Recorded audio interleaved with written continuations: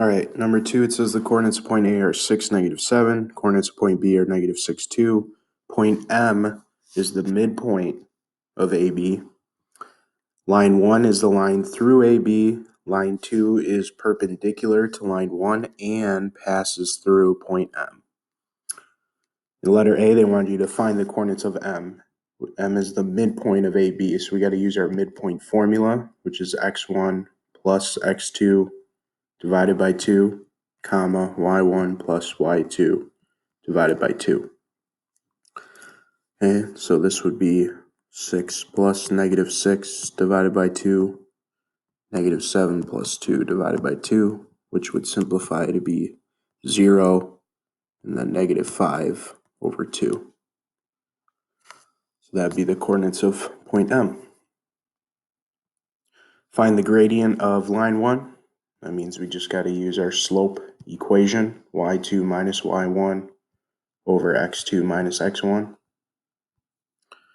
So that would be 2 minus a -7 divided by -6 minus 6. 2 minus a -7 is really 2 plus 7, which would be 9. -6 minus 6 is -12. This could be simplified to be 3 over -4. Part C, part 1 says write down the gradient of L2. Well, we know that L2 is perpendicular to L1, which means that their slopes have to be opposite reciprocals. So we're trying to figure out what the opposite reciprocal of 3 over -4 is. So we would need to flip it and make it positive, so it'd be positive 4 over 3.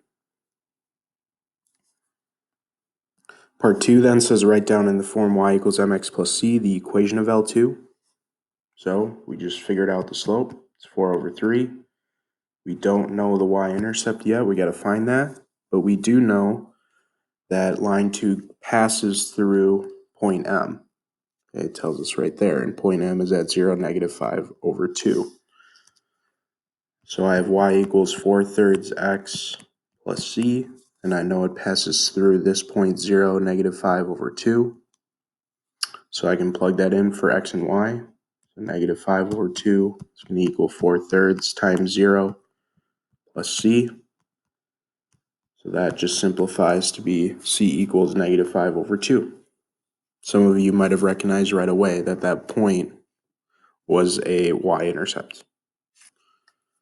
So then the final equation is y equals 4/3 x minus 5 over 2. That's it.